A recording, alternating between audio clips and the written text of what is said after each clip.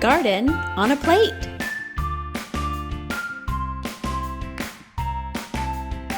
For this recipe, you will need 4 washed carrot sticks.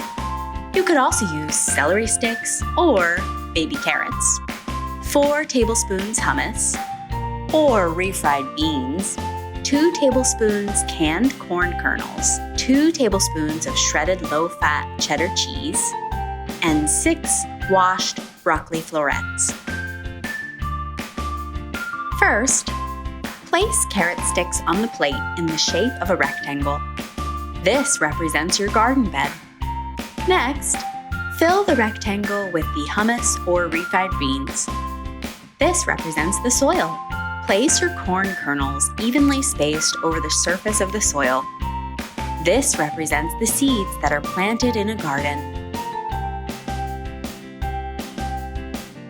Cover the surface of the beans or hummus with cheese.